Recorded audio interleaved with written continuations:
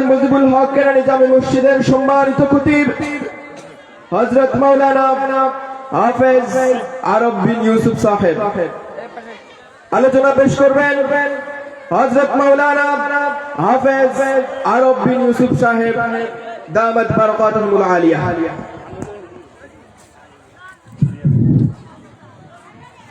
السلام عليكم ورحمة الله تعالى وبركاته.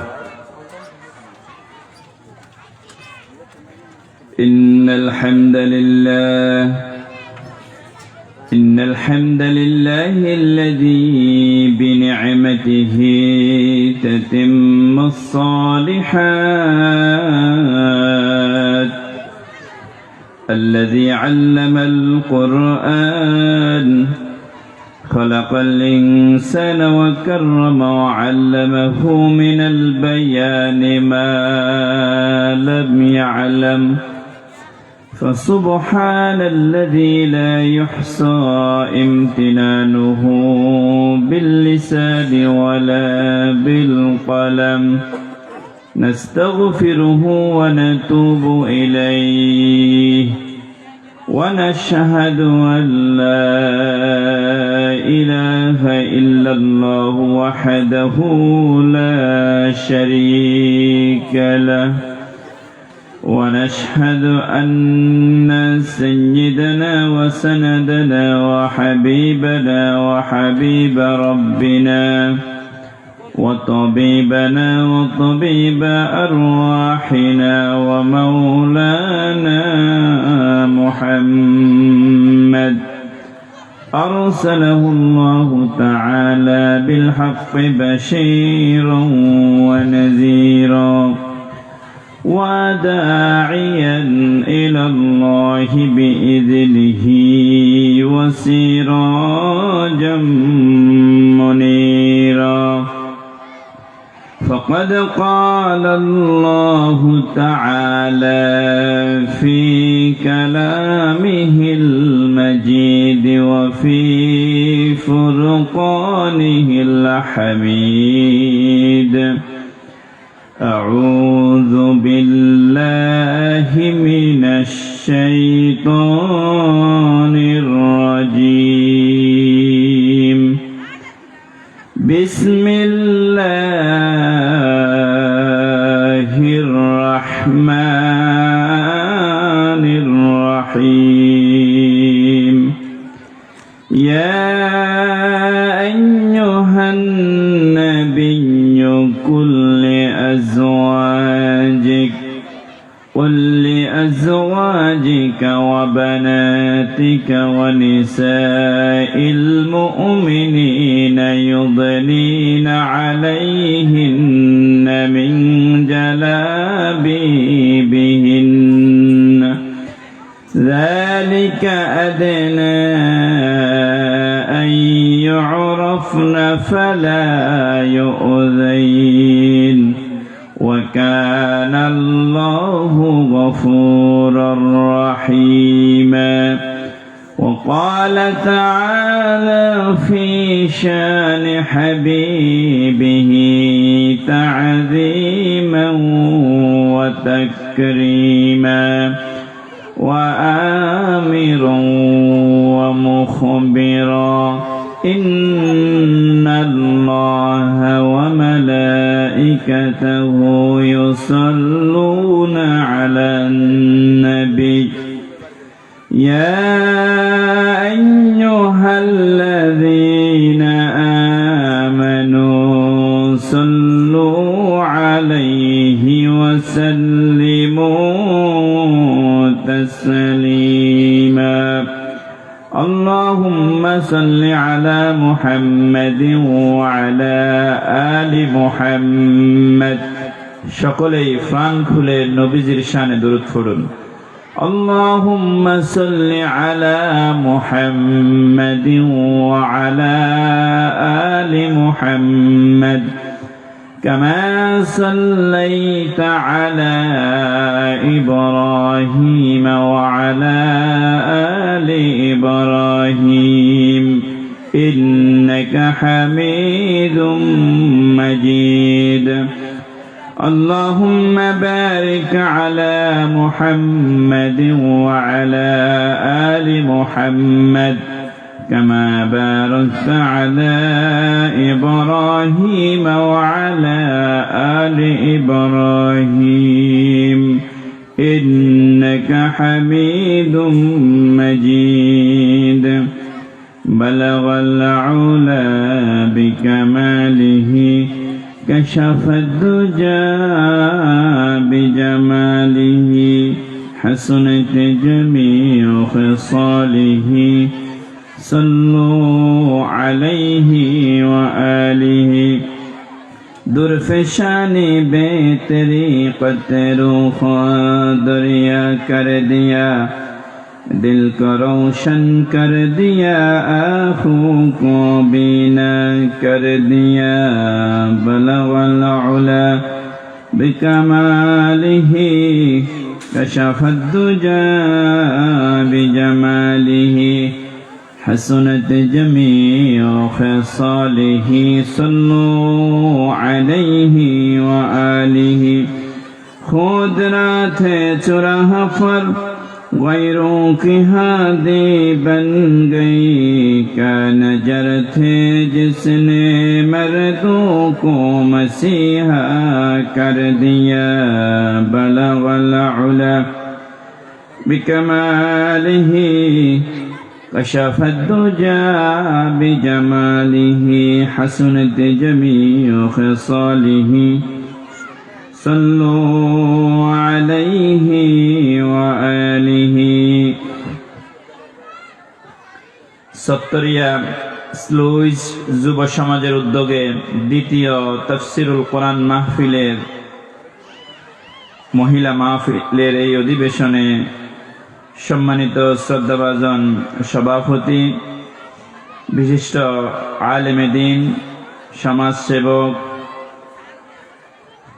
এলাকার সম্মানিত ব্যক্তিত্ব জনাব মাওলানা ইয়াহিয়া হেলাল হাফিজাহুল্লাহ, সম্পাদক হিসেবে রয়েছেন মোহাম্মদ আনোয়ার হোসেন হাফিজাহুল্লাহ, পরিচালনায় হযরতে ওমরের উত্তরসূরি হযরতে আমির হামজার উত্তরসূরি, তাওহীদ প্রিয়, দ্বীন প্রিয়, ইসলাম প্রিয় অত্র এলাকার কলিজার টুকরা যুব সমাজ, পর্দার অন্তরালে অবস্থানরতা শ্রদ্ধাভাজন সম্মানিতা সর্বগুণে গুণান্বিতা মা এবং বোনেরা, মাইকের আওয়াজ যত দূর যাচ্ছে যে যেখান থেকে শুনছেন, প্রিয় তাওহীদি জনতা, সর্বপ্রথম সেই মহান মুনিব রাজাদিরাজ আল্লাহ সুবহানাহু ওয়া তাআলা শুকরিয়া আদায় করছি যে মাবুদ মেহেরবান আমাদের মতো কতিপয় গোলামকে কোরআনের এই বাগানে কোরআন এবং হাদিস থেকে গুরুত্বপূর্ণ নসিহা করার এবং শোনার লক্ষ্যে যিনি দয়া করে অনুগ্রহ করে আমাদেরকে সুযোগ দিলেন, সেজন্য মহান রবের দরবারে রবের দেয়া কণ্ঠ দিয়ে, রবের দেয়া সক্ষমতা দিয়ে আন্তরিকতার সাথে সকলেই শুকরিয়া আদায় করছি, ফুটছি আলহামদুলিল্লাহ। রব্বানা লাকাল হামদ হামদান কাসীরান তাইয়িবান মুবারাকান ফীহি ইয়া রব্বি লাকাল হামদু কামা ইয়ানবাগি লিজালালি ওয়াজহিকা ওয়া আযীমি সুলতানিকা। মহান আল্লাহ সুবহানাহু ওয়া তাআলার শুকরিয়া আদায় করে নিলাম, যিনি অসংখ্য মানুষ থেকে বাছাই করে কোরআনের এই মাহফিলে আমাদেরকে আসার এবং বসার তৌফিক দান করলেন। আমরা যে মুহূর্তে মাহফিলে অবস্থান করছি, ঠিক সেই মুহূর্তে আমাদের কিছু ভাই বোন যারা হাসপাতালে ইমার্জেন্সি অবস্থায় আইসিইউতে রয়েছেন, এমন আছে না? যে আল্লাহ পাক আমাদেরকে সুস্থতার নেয়ামত দিয়ে কোরআনের এই বাগানে আসার তৌফিক দিলেন। সে আল্লাহ পাকের জন্য আমরা শুকরিয়া আদায় করে নিলাম। তিনি যদি আমাদেরকে তৌফিক না দিতেন আমরা কেউই এখানে আসার সৌভাগ্য হতো না। অসংখ্য অগণিত দুরূদ ও সালাম প্রেরণ করছি আমাদের সকলেরই কলিজার টুকরা, নয়নের মণি, কিয়ামতে আমাদের জন্য সুপারিশকারী কলিজার টুকরা নবী মুহাম্মদুর রাসূলুল্লাহ, সকলেই পড়ছি সাল্লাল্লাহু আলাইহি ওয়াসাল্লাম। সম্মানিত উপস্থিতি, আমার পূর্বে অত্যন্ত চমৎকার কোরআন এবং হাদিস থেকে আলোচনা পেশ করেছেন এই এলাকার কৃতি সন্তান, শ্রদ্ধাভাজন বড় ভাই, আমার রাহবার, আমাকে পরামর্শদাতা, আমার অত্যন্ত সম্মানের বড় ভাই মাওলানা মুস্তাফা আল মামুন হাফিজাহুল্লাহ। আল্লাহর কাছে দোয়া করছি আল্লাহ রাব্বুল আলামিন প্রিয় ভাইয়ের ইলমে, আমলে, স্বাস্থ্যে বারাকা দান করুন। ভাইয়ের কণ্ঠকে কোরআনের জন্য, ইসলামের জন্য বিশ্বময় ছড়িয়ে দিন। আল্লাহ পাক ভাইকে জাযায়ে খায়ের দান করুন। আমার মতো ছোট্ট একটা মানুষকে এই মাহফিলে আসার সুযোগ করে দেওয়ার জন্য। প্রিয় উপস্থিতি, মা এবং বোনেরা, আমার ভাই অত্যন্ত গুরুত্বপূর্ণ আলোচনা পেশ করেছেন। সময় বেশি নিব না, যেটুকু আলোচনা করি কোরআন এবং সুন্নাহ থেকে, আল্লাহ পাক যাতে করে অত্যন্ত গুরুত্বপূর্ণ কথাগুলি, যেই কথাগুলি দুনিয়া এবং আখিরাতের জন্য কল্যাণময় হবে, এমন কিছু কথার তৌফিক যাতে আল্লাহ পাক আমাকে দান করেন। আর মা বোনেরা যারা শুনছেন, যে যেখান থেকে শুনছেন, আল্লাহ রাব্বুল আলামিন প্রত্যেককে ইখলাসের সাথে আমলের নিয়তে কোরআন এবং হাদিসের কথাগুলি শোনার তৌফিক দান করুন। আমরা সকলেই পড়ি আমিন। সুবহানাকা লা ইলমা লানা ইল্লা মা আল্লামতানা ইন্নাকা আনতাল আলিমুল হাকিম। কোরআন আল কারীমের 33 নম্বর সূরা, সূরা আল আহজাবের 59 নম্বর আয়াত থেকে কথা বলার চেষ্টা করব ইনশাআল্লাহ। আল্লাহ রাব্বুল আলামিন এই আয়াতের ভিতরে তার প্রিয় হাবিবকে উদ্দেশ্য করে অত্যন্ত গুরুত্বপূর্ণ কিছু দিক নির্দেশনা দিয়েছেন মা বোনদের উদ্দেশ্যে। আল্লাহ রাব্বুল আলামিন বলছেন, আউযু বিল্লাহি মিনাশ শাইতানির রাজীম, বিসমিল্লাহির রহমানির রহিম।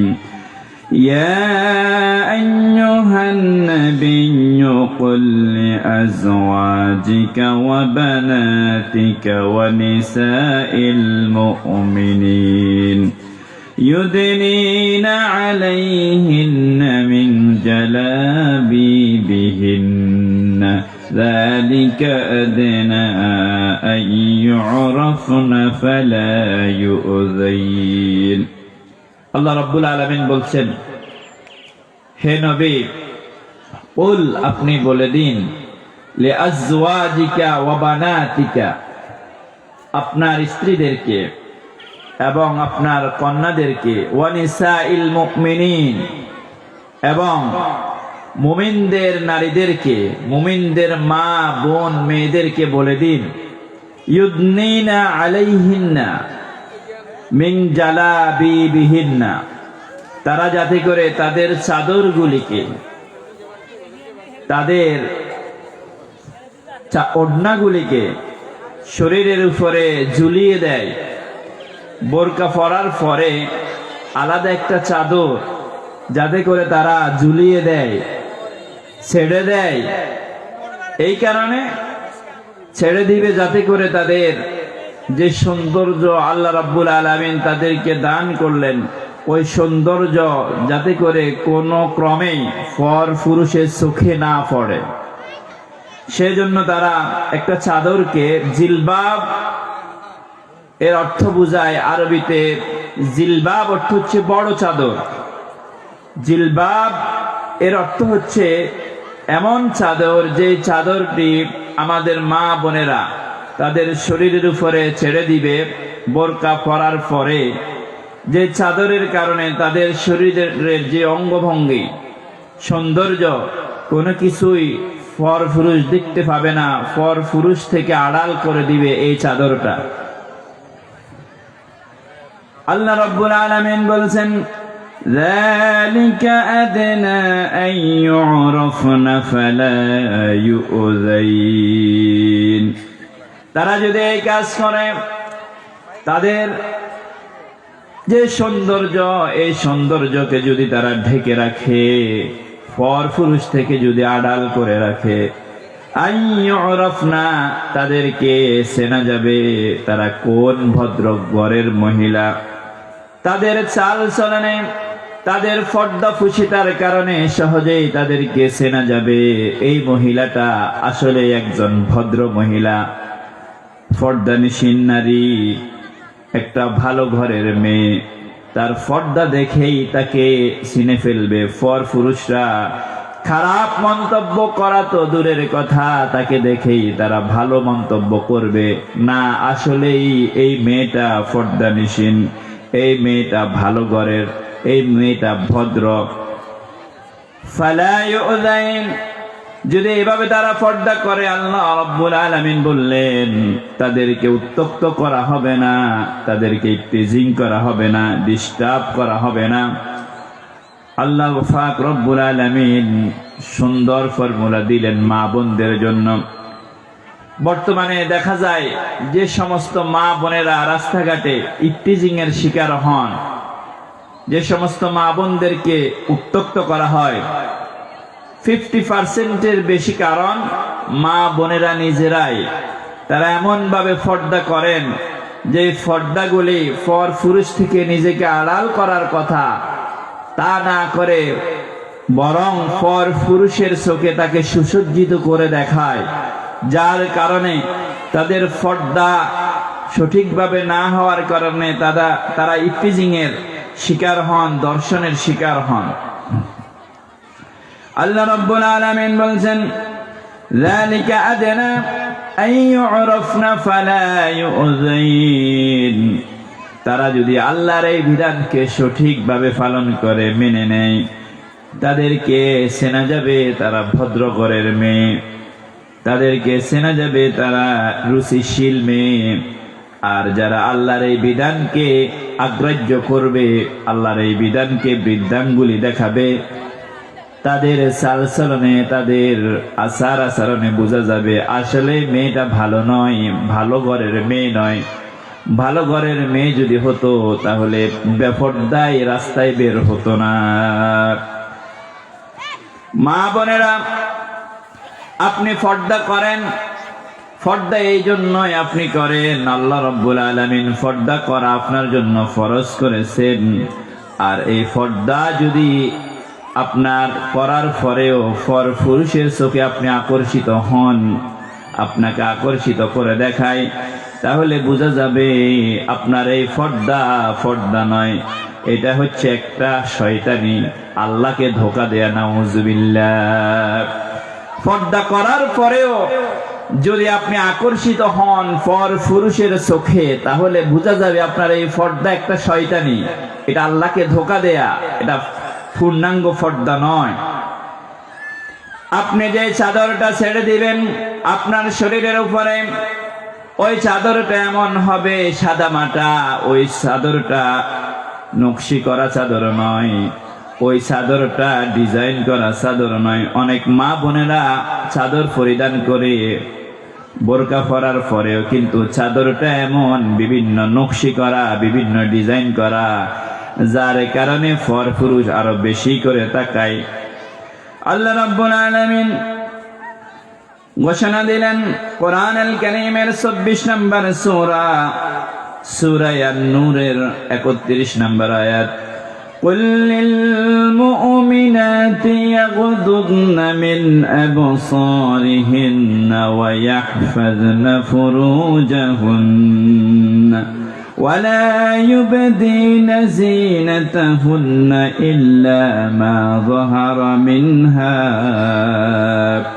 আল্লাহ পাক বলেন, হে নবী, আপনি মুমিনা নারীদেরকে বলে দিন তারা যাতে করে তাদের চক্ষুকে নিম্নগামী করে রাখে, ওয়াহফাজনা ফুরুজাহুন্না, তাদের লজ্জাস্থানকে যাতে করে তারা হেফাজত করে, ওয়ালা ইউবদিনা যিনাতাহুন্না, তাদের সৌন্দর্য যাতে করে তারা প্রদর্শন না করে, প্রকাশিত না করে, সৌন্দর্য যাতে করে তারা শুধুমাত্র স্বামী ছাড়া পর পুরুষ থেকে আড়াল করে রাখে। আল্লাহ পাক বলেন, ইল্লা মা যাহারা মিনহা, সাধারণত সুন্দরভাবে পর্দা করার পরেও যেটা সাধারণত প্রকাশমান, তাছাড়া মা বোনেরা, গ্রামগঞ্জে একটা নিয়ম আমরা দেখতে পাই, অমুক বাড়িতে কুলসুমের জামাই এসেছে, মা বোনেরা নিজেদেরকে দেখা দিবে না, পরপুরুষ দেখবে না, ঠিক আছে, কিন্তু বেড়ার ফাঁক দিয়ে, দরজার ফাঁক দিয়ে, ঘরের বিভিন্ন ছিদ্র দিয়ে কুলসুমের জামাইকে দেখতে হবে, জামাইটা দেখতে শুনতে কেমন, এরকম অভ্যাস মা বোনদের আছে। আল্লাহ রাব্বুল আলামিন এই আয়াতের আগের আয়াতে পুরুষদেরকে পর্দা করার কথা বললেন, চক্ষুকে নিম্নগামী করার কথা বললেন। পুরুষরা তাদের চক্ষুগুলিকে নিম্নগামী করে রাখবে। এর পরের আয়াতে পুরুষরা যেভাবে করে তাদের চোখগুলিকে নিম্নগামী করে রাখবে, নারীরাও, মা বোনেরাও তাদের চক্ষুগুলিকে নিম্নগামী করে রাখবে। তারা যদিও পর্দা করে পর পুরুষের দিকে তাকানো, এটা জায়েজ নেই। মা বোনদেরকে দেখা যায় বিভিন্ন বিয়ের অনুষ্ঠান যখন হয়, এক বাড়িতে বিবাহ হয়েছে, আরেক বাড়ির আশপাশের বাড়ির অনেক মা বোনেরা উপস্থিত হয়ে যান। আমিনার জামাইটা কেমন একটু দেখতে হবে, উচ্চতা কেমন, সৌন্দর্য কেমন, কেন মা এমনটা কেন আপনি করবেন? অপরের জামাইকে, অন্য মেয়ের জামাইকে আপনি কেন দেখবেন? আপনার চোখটাকে আপনি নিম্নগামী করে রাখতে হবে, নির্দেশ দিয়েছেন আল্লাহ। আল্লাহ পাক বলেন, কুল লিল মুমিনাতি ইয়াগুদুদনা মিন আবসারিহিন্না ওয়া ইয়াহফাজনা ফুরুজাহুন্না। আল্লাহ পাক বলেন, নবী হে, আপনি বলে দিন মুমিনা নারীদেরকে তারা যাতে করে তাদের চক্ষুগুলিকে নিম্নগামী করে রাখে, পর পুরুষ থেকে অন্য পুরুষের দিকে তাকানো যাবে না, নিজেদের লজ্জাস্থানকে হেফাজত করতে হবে। স্বামী ছাড়া সবচেয়ে দামি লজ্জাস্থান, এটা হচ্ছে সতীত্বের প্রতীক। মা বোনদের ইজ্জত, এটা হেফাজত করতে হবে। আল্লাহ নবী বললেন, হাদিসের মধ্যে এসেছে, আমার উম্মতেরা যদি দুইটা জিনিসের গ্যারান্টি আমাকে দিয়ে দিতে পারে, আমি নবীজি তাদের জন্য জান্নাতের গ্যারান্টি দিয়ে দিলাম, তাদের জন্য জান্নাতের জিম্মাদার হয়ে গেলাম। আল্লাহ নবী বললেন, এক নম্বরে হচ্ছে দুই ঠোঁটের মধ্যবর্তী যে জায়গা, সেটা হচ্ছে জিহ্বা। জিহ্বা দিয়ে মানুষ এমন কিছু কথা বলে ফেলে, হাদিসের মধ্যে এসেছে মানুষ জিহ্বাকে সংযত না রাখার কারণে জিহ্বা দিয়ে অনেক সময় এমন কথা বের হয়ে যায়, যার কারণে ওই ব্যক্তির উপরে আল্লাহর জাহান্নামটা ওয়াজিব হয়ে যায়। ইন্নাল আবদা লা ইয়াতাকাল্লামু বিল কালিমাতি মিন সাখাতিল্লাহি ইয়াহউই বিহা ফি জাহান্নাম। যারা জিহ্বাকে সংযত রাখে না, যেন তেন ভাবে কথা বলে, যখন যেখানে যা ইচ্ছা বলে ফেলে, ওই জিহ্বার কারণে লোকটার উপরে জাহান্নামটা অবধারিত হয়ে যায়। নবীজি আরো বললেন, ইন্নাল আবদা লা ইয়াতাকাল্লামু বিল কালিমাতি মিন রিদওয়ানিল্লাহি ইয়ারফাউল্লাহু বিহা দারাজাতিন। নবীজি বললেন, যারা জিহ্বাকে সংযত রাখতে পারে, হেফাজতে রাখতে পারে, সব সময় আল্লাহর জিকিরের মধ্য দিয়ে জিহ্বাকে যারা খরচ করে, যেন তেন ভাবে যারা কথা বলে না, এই জিহ্বা দিয়ে মাঝে মধ্যে এমন কিছু কথা তারা বলে, আল্লাহর কাছে এই কথাগুলি অত্যন্ত দামি হয়ে যায়, অত্যন্ত প্রিয় হয়ে যায়, যার কারণে আল্লাহ রাব্বুল আলামিন তার এই কথার কারণে লোকটার প্রতি জান্নাতটা অবধারিত করে দেন, জান্নাতের মেহমান হিসেবে লোকটাকে কবুল করে নেন। সুবহানাল্লাহ। সেজন্য নবীজি বললেন, আমার উম্মত যদি দুইটা জিনিসের গ্যারান্টি দিতে পারে, একটা জিনিস হচ্ছে জিহ্বা, ওই জিহ্বার গ্যারান্টি যারা দিতে পারবে, কারণ আরবিতে একটা প্রবাদ আছে, জিহ্বা হচ্ছে এমন একটা জিনিস, জিহ্বার আঘাতে, কথার আঘাতে মানুষের অন্তরকে ক্ষত বিক্ষত করে দেয়া যায়। আপনি কাউকে প্রহার করলেন, প্রহার করার পর রক্ত বের হয়ে গেল, কিন্তু এই রক্তটা শুকিয়ে যাবে, একদিন সুস্থ হয়ে যাবে। কিন্তু আপনি কাউকে জিহ্বা দিয়ে যদি আঘাত করেন, তার অন্তরে ওই জিহ্বার আঘাতটা, আপনার এই কথার আঘাতটা যুগ যুগ ধরে থেকে যেতে পারে। সেজন্য নবীজি বললেন, জিহ্বাকে যারা হেফাজত করতে পারে এবং দুই উরুর মধ্যবর্তী স্থান, লজ্জাস্থানকে যারা হেফাজত করতে পারবে, আমি নবীজি তাদের জন্য জান্নাতের জিম্মাদার হয়ে গেলাম। এই দুইটা জিনিস, জিহ্বা এবং লজ্জাস্থান যারা হেফাজত করতে পারে, আল্লাহর নবী বললেন তাদের জন্য আমি জান্নাতের গ্যারান্টি দিয়ে দিলাম। সুবহানাল্লাহি ওয়া বিহামদিহি। আল্লাহর নবী বললেন, আল মারআতু আওরাতুন ফাইদা খরাজাত ইস্তাশরাফাহা শাইতান। নারীরা হচ্ছে পর্দায় থাকার বস্তু, পর্দা করে নারীরা সম্মানিত হবে। ওই সম্মানকে উপেক্ষা করে, পর্দাকে উপেক্ষা করে যে সমস্ত নারীরা বাইরে বের হয়ে যায়, শয়তান তাদের সাথে মিশ্রিত হয়ে যায়। যে সমস্ত মা বোনেরা পর্দাকে উপেক্ষা করে বেপর্দায় রাস্তাঘাটে বাজার ঘাটে চলে আসেন, শয়তান তাদের বন্ধু হয়ে যান, তাদের সাথে শয়তান মিশ্রিত হয়ে যান, নাউজুবিল্লাহ। আর শয়তান পর পুরুষের চোখে ওই মাটাকে, ওই বোনটাকে সুসজ্জিত করে দেখান, শয়তান তার সাথে মিশ্রিত হয়ে, আল্লাহ পাক কোরআনুল কারীমের মধ্যে বলেছেন, وَمَن يَعْشُ عَن ذِكْرِ الرَّحْمَنِ نُقَيِّضْ لَهُ شَيْطَانًا فَهُوَ لَهُ قَرِينٌ।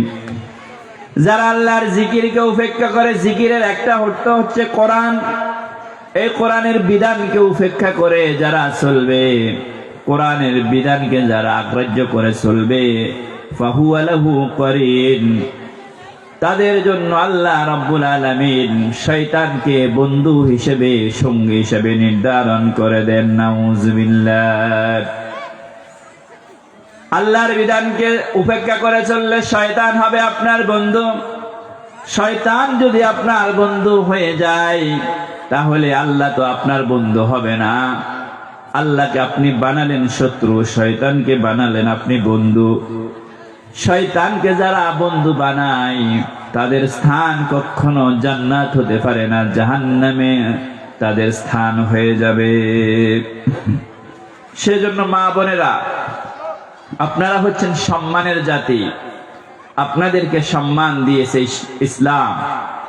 যখন ঘর থেকে বের হবেন, এমন ভাবে মা বোন আপনি চলতে হবে, আপনার পায়ের আওয়াজ পর্যন্ত যাতে পর পুরুষের কানে না পৌঁছে, সেজন্য আল্লাহ রাব্বুল আলামিন সতর্ক করেছেন।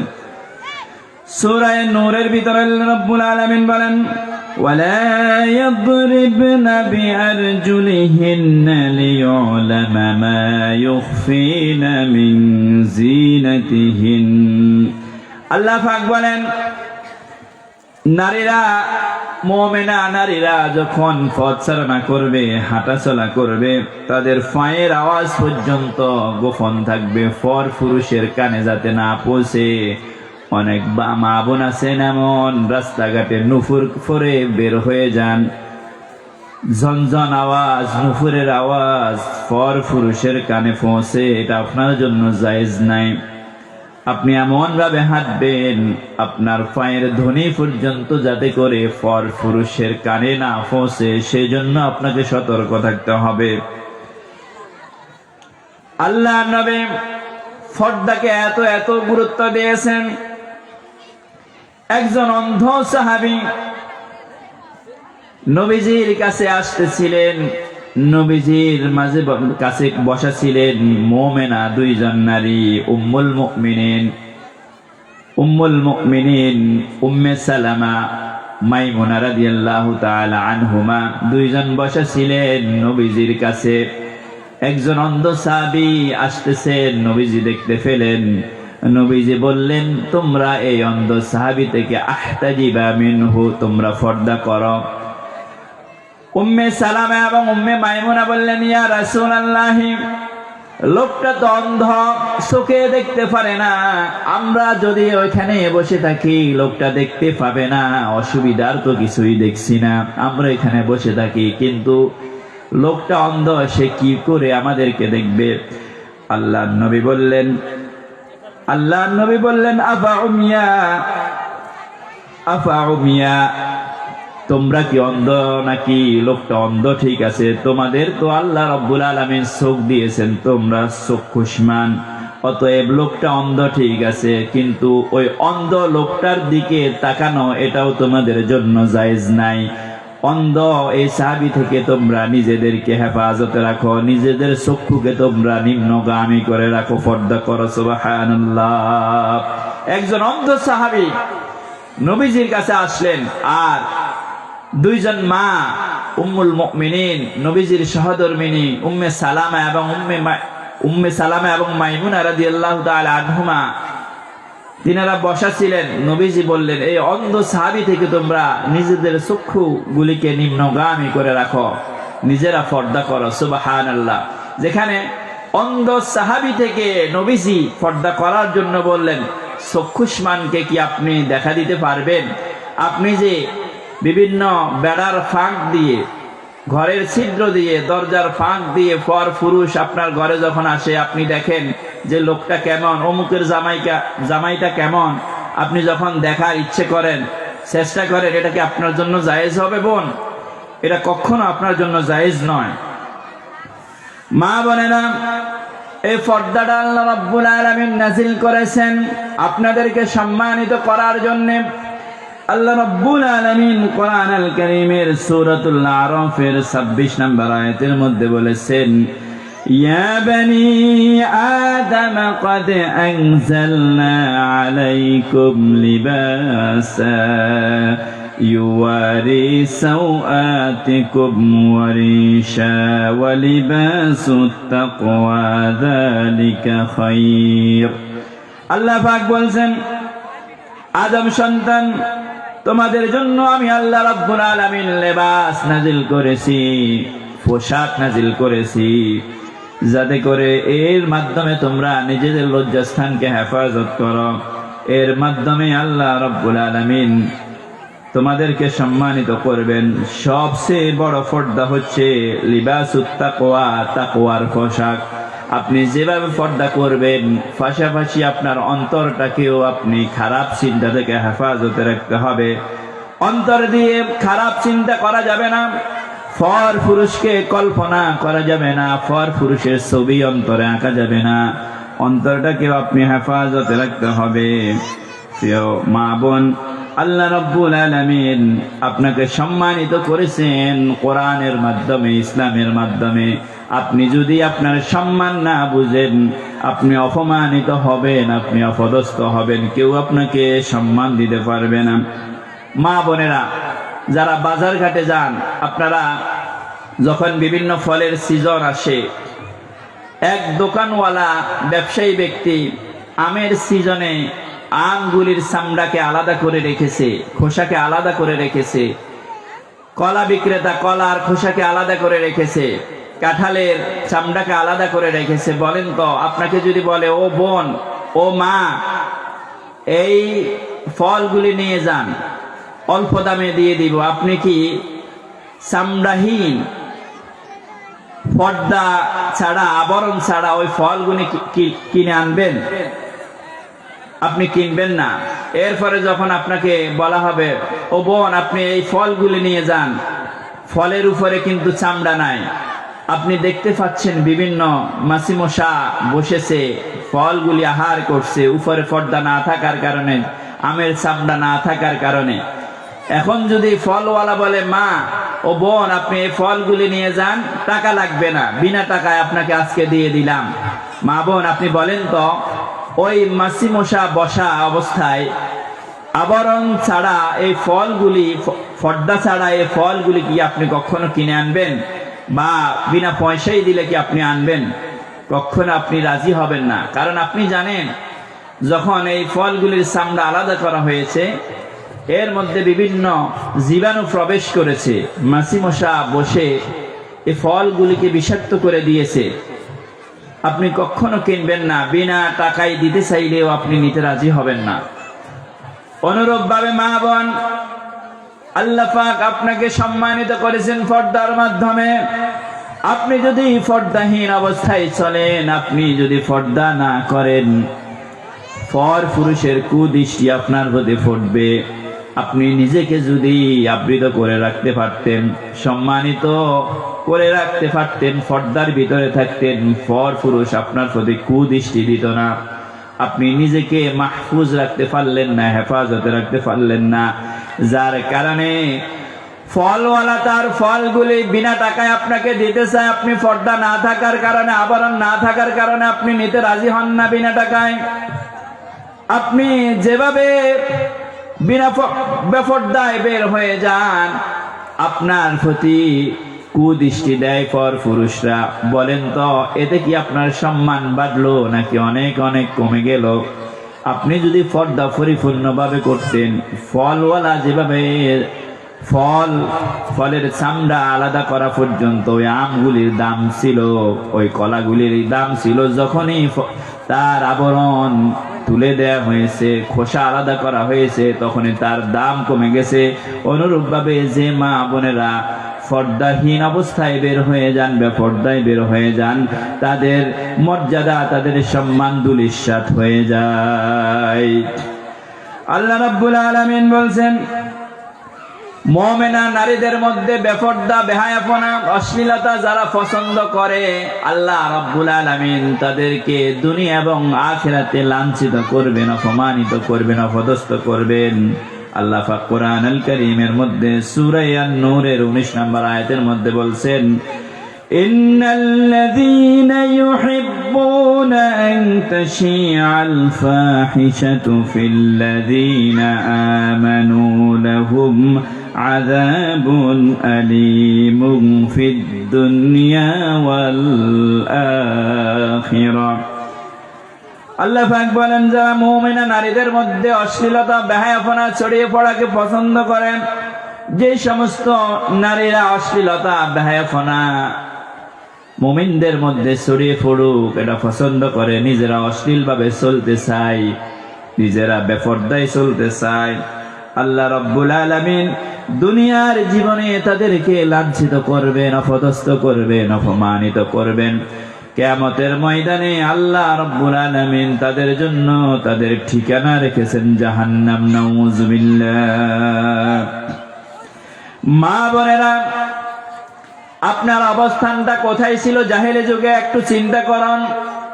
আপনার কোনো সম্মান ছিল না, আপনার কোনো ইজ্জত ছিল না, আপনাকে খেল তামাশার পাত্র হিসেবে গ্রহণ করা হতো। ছোট্ট কন্যা সন্তান যখন ভূমিষ্ঠ হতো, ওই কন্যা সন্তানকে জীবন্ত মাটির মধ্যে পুঁতে ফেলা হতো, কবর দেয়া হতো। এমন একটা পরিস্থিতি ছিল জাহিলি যুগে। ইসলাম আসার পরে আল্লাহ নবী রাহমাতুল লিল আলামিন যখন পৃথিবীতে আসলেন, আপনার সম্মানকে, নারী জাতির সম্মানকে আল্লাহ রাসূল সাল্লাল্লাহু আলাইহি সাল্লাম প্রতিষ্ঠিত করলেন। আপনার কোনো ইজ্জত ছিল না জাহিলি যুগে। কোরআনের শাসন না থাকার কারণে, ইসলাম না থাকার কারণে জাহিলি যুগে মা বোনেরা একেবারে অপদস্থ হতো, লাঞ্ছিত হতো, অপমানিত হতো। সামাজিক, পারিবারিক কোনো মর্যাদা কোনো সম্মান তার ছিল না। আপনারা অনেকেই জানেন, ছোট্ট কন্যা সন্তানদেরকে জীবন্ত মাটির মধ্যে পুঁতে ফেলা হতো, নাউজুবিল্লাহ। আল্লাহ নবীর এক সাহাবী নবীজির কাছে এসে ইসলাম গ্রহণ করলেন, তাওহীদের কালিমা পড়ে নিলেন, লা ইলাহা ইল্লাল্লাহু মুহাম্মাদুর রাসূলুল্লাহ সাল্লাল্লাহু আলাইহি ওয়াসাল্লাম। এই সাহাবে নবীজিকে জিজ্ঞেস করলেন, ইয়া রাসূলুল্লাহ, আমি তো মুসলমান হয়েছি, আমার অতীতের গুনাহগুলি কি ক্ষমা হয়েছে নাকি? আমি যে অপরাধ করেছি, আমার এই মস্ত বড় অপরাধের গুনাহ কি ক্ষমা হয়েছে?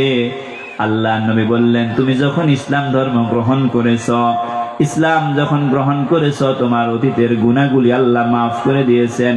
লোকটি বললেন, ইয়া রাসূলুল্লাহ, আমি যে অপরাধ করেছি মহা বড় অপরাধ, এর চাইতে বড় কোনো অপরাধ আর হতে পারে না। নবীজিকে লোকটি বর্ণনা করলেন, ইয়া রাসূলুল্লাহ, ইয়া হাবিবাল্লাহ, আমার একটা কন্যা সন্তান ভূমিষ্ঠ হয়েছে। আমি বাহিরে থাকতাম, বছরের পর বছর বাহিরে ছিলাম, স্ত্রীর সাথে মেলামেশার পর আমি চলে গেলাম, আর বাড়িতে আসলাম না অনেক বছর যাবত। আমার একটা কন্যা সন্তান ভূমিষ্ঠ হয়েছে। আমার স্ত্রী ওই কন্যা সন্তানকে আমার থেকে গোপন রেখেছে। কন্যা সন্তান যে হয়েছে আমাকে সংবাদ আমার স্ত্রী দেন নাই। আমার স্ত্রী জানেন আমি সংবাদ পাওয়া মাত্রই ওই কন্যা সন্তানটিকে মাটির মধ্যে পুঁতে ফেলবো, সেই জন্য সেই ভয়ে আমার স্ত্রী আমাকে বলে নাই। ইয়া রাসূলুল্লাহ, ইয়া হাবিবাল্লাহ, অনেক বছর পর আমি যখন বাড়িতে ফিরে আসলাম, আমি দেখতে পেলাম একটা সুন্দর ফুটফুটে সুন্দর একটা মেয়ে এইদিকে দিক হাঁটা চলা চলছে, চলাফেরা করতেছে। আমি জিজ্ঞেস করলাম আমার স্ত্রীকে আমি জিজ্ঞেস করলাম, এই সুন্দর রূপসী মেয়েটা কার? কি সুন্দর লাগে তার হাঁটা চলা, কত সুন্দর মেয়েটা। স্ত্রী বললেন, এটা হচ্ছে আপনার মেয়ে, এতদিন আমি গোপন করে রেখেছিলাম, আপনার ভয়ে আপনি তাকে জীবন্ত মাটির মধ্যে পুঁতে ফেলবেন সেই জন্য। আমার প্রাণের স্বামী, এটা হচ্ছে আপনার কন্যা সন্তান, আপনার জন্য আমি গোপন রেখেছি, আপনাকে আমি শুনাইনি, আজকে আর গোপন রাখতে পারলাম না। এটা হচ্ছে আপনার ঔরসজাত, আপনার কন্যা সন্তান। কয়েকদিন যেতে না যেতে ওই লোকটা, নির্দয় লোকটা স্ত্রীকে বললেন, ও আমার স্ত্রী, আমার মেয়েটাকে সুন্দরভাবে সাজিয়ে গুছিয়ে দাও, তাকে নিয়ে আমি আমার আত্মীয়ের বাড়িতে বেড়াতে যাব, সুন্দর করে তাকে সাজগোজ করে দাও। স্ত্রী, তার মনে তো এই কথা আর জানা নাই যে নিজের সন্তানটাকে প্রস্তুত করে দিচ্ছে মৃত্যুর জন্য। স্ত্রীর মনের মধ্যে এটা নাই। সে অত্যন্ত খুশি হয়ে আনন্দিত হয়ে, স্বামী যেহেতু বলেছে তার কন্যা সন্তানটিকে সাজিয়ে গুছিয়ে দিল, তার বাবার সাথে বেড়াতে যাবে এই উদ্দেশ্যে লোকটি তার কন্যা সন্তানটিকে নিয়ে চলতে লাগলো মরুভূমির ভিতরে। চলতে চলতে এক পর্যায়ে যখন কোনো বাড়ি দেখা যাচ্ছে না, ঘর দেখা যাচ্ছে না, মরুভূমিতে ওই কন্যা সন্তানের জন্য এবার মাটি খোঁড়া আরম্ভ করলো, মাটি খনন করতে শুরু করলো। লোকটি গর্ত খনন করছে। ছোট্ট ওই কন্যা সন্তানটি গর্ত খনন করার কারণে বাবার মুখের মধ্যে, চেহারার মধ্যে যে ধুলাবালিগুলি এসে পড়তেছে, কন্যা সন্তানটি বারবার মুছে দিচ্ছে আর বলতেছে, ও আমার বাবা, কেন আপনি এত কষ্ট করেন? এই গর্তটা কার জন্য আপনি খনন করতেছেন? বাবা গো, আপনি কেন এত কষ্ট করেন? কার জন্য এই গর্তটা আপনি খনন করেন? ওই অবুঝ নিষ্পাপ মেয়েটা তখনও জানে না এটা তার জন্য খনন করা হচ্ছে। কিছুক্ষণ পরেই তাকে গর্তের মধ্যে নিক্ষেপ করে নির্দয়ের মতো নির্মম ভাবে তাকে হত্যা করা হবে। মেয়েটা তখনও জানে না বাবা যে তার জন্য গর্ত খনন করছে। ওই কন্যা সন্তানটা বারবার এসে শুধু বাবার চেহারাটা মুছে দেয়। বাবা ঘর্মাক্ত হয়ে গিয়েছে, ধুলাবালিগুলি বাবার মুখের মধ্যে এসে পড়তেছে আর বলে, ও বাবা, আপনি কেন এত কষ্ট করেন? ওই অবুঝ সন্তানটা বাবার মুখের ধুলাবালিগুলি মুছে দিচ্ছে আর বলতেছে, যখনই গর্ত খনন করা শেষ হলো, নির্দয় পাষাণ কঠিন হৃদয়ের ওই লোকটি অবুঝ নিষ্পাপ ওই সন্তানটিকে গর্তের মধ্যে ফেলে দিল। এবার বালি চাপা দিতে শুরু করলো, পাথর নিক্ষেপ করা শুরু করলো। নাউজুবিল্লাহ। মেয়েটি শুধু আব্বা আব্বা বলে চিৎকার করতেছে, বলতেছে, ও আমার বাবা, আমার কারণে যদি আপনার অসম্মান হয়, আপনি অপমান বোধ করেন, আমি কথা দিলাম আপনার সামনে আর আমি কখনো আসবো না, আপনাকে বাবা হিসেবে আমি পরিচিত করব না, বাবা হিসেবে আপনাকে আর কখনো আমি পরিচয় দিব না। এরপরেও পাষাণ হৃদয়ের ওই লোকটা, কঠিন হৃদয়ের ওই লোকটা, তার মনের মধ্যে কিঞ্চিত পরিমাণ মায়া জন্মালো না, আদর হলো না মেয়েটির প্রতি। নির্দয়ভাবে ওই কন্যা সন্তানটিকে মাটির মধ্যে পুঁতে ফেললো। ওই লোকটি যখন ইসলাম ধর্ম গ্রহণ করেছে, নবীজিকে বলছেন, ইয়া রাসূলুল্লাহ, এই কঠিন অপরাধের গুনাহ কি আমার মাফ হয়েছে নাকি? লোকটি যখন কথা বলছে, আল্লাহ নবী রাহমাতুল লিল আলামিন, দয়ার নবী, মায়ার নবী, তার চোখের পানি রাখতে পারলেন না। নবীজির চেহারা মোবারক ভিজে ভিজে, চোখের পানিতে নবীজির দাড়ি মোবারক ভিজে গেলেন। নবীজির দাড়ি মোবারক ভিজিয়ে ফেললেন চোখের পানিতে। মানুষ কি করে এত নিষ্ঠুর হয়, এত পাষাণ হয়? নিজের আপন সন্তানটিকে কিভাবে মানুষ এমন ভাবে হত্যা করতে পারে? মা বোনেরা, জাহিলি যুগে আপনাদের অবস্থানটা এমন ছিল, আপনাকে কোনো সম্মান করা হতো না, কন্যা সন্তানগুলিকে মাটির মধ্যে পুঁতে ফেলা হতো। একজন সাহাবী, তার নাম হচ্ছে কায়েস রাদিয়াল্লাহু তাআলা আনহু, তিনি বলছেন যে আমি আমার 8টা কন্যা সন্তানকে নিজে দাফন করেছি জীবন্ত। নাউজুবিল্লাহ। তার 8টা মেয়েকে আমি নিজেই জীবন্ত মাটির মধ্যে পুঁতে ফেলেছি। এভাবে কেউ 3টা, কেউ 4টা, কেউ 5টা, এভাবে নিজের কন্যা সন্তানকে নিজে জীবন্ত মাটির মধ্যে পুঁতে ফেলতো। সেই ছিল জাহিলি সমাজ। আর সেই সমাজ পরিবর্তন করে দিলেন, মা বোনকে কি সম্মানিত করলেন। নবীজি ইসলাম আসার পর তাদের কি সম্মান বেড়ে গেল। আল্লাহ নবী বললেন, কারো যদি 3টি কন্যা সন্তান হয়, আর ওই ব্যক্তি যদি ধৈর্য ধারণ করে, কন্যা সন্তানগুলিকে লালন পালন করে, খাদ্য এবং পানীয়র ব্যবস্থা করে, লেখাপড়া করায়, পর্দার সাথে রাখে, তাদেরকে যত্ন করে, আল্লাহ নবী বললেন, কিয়ামতের দিন আল্লাহ রাব্বুল আলামিন ওই কন্যা সন্তানদের উসিলায় আল্লাহ পাক তাকে জাহান্নাম থেকে বাঁচিয়ে দিবেন। মা বোনেরা, যে কন্যা সন্তানকে জীবন্ত মাটির মধ্যে পুঁতে ফেলা হতো, ইসলাম আসার পর, কোরআনের আইন বাস্তবায়নের পর আল্লাহ রাব্বুল আলামিন তাদেরকে এত সম্মানিত করলেন, এত মর্যাদা তাদেরকে দিলেন। আরেকটি হাদিসের মধ্যে এসেছে, আল্লাহ নবী বললেন, ইযা উলিদা লির-রাজুলি ইবনাতুন বা'আসাল্লাহু আযজা ওয়া জাল্লা মালাইকাতান ইয়াকুলুনা আসসালামু আলাইকুম আহলাল বাইতি ইয়াক্তানাকুরনাহা বিআজনিহাতিহিম ওয়া ইয়ামসাহুনা বিআইদিহিম। আল্লাহ নবী বললেন, কারো ঘরের মধ্যে যখন একটা কন্যা সন্তান জন্মগ্রহণ করে, আল্লাহর রহমতের ফেরেশতারা ওই ঘরের মধ্যে অবতীর্ণ হয়ে যান। আল্লাহর রহমতের ফেরেশতারা ওই ঘরের মধ্যে আসে, ঘরের মধ্যে যারা বসবাস করে তাদেরকে সালাম দেন, আসসালামু আলাইকুম ইয়া আহলাল বাইত। কোন ছেলে সন্তানের ব্যাপারে বলা হয়নি। কন্যা সন্তান ঘরের মধ্যে জন্মগ্রহণ করলে আল্লাহর রহমতের ফেরেশতারা অবতীর্ণ হন আর সালাম দেন ঘরওয়ালাদেরকে। কি সুন্দর সুসংবাদ নবীজি দিলেন।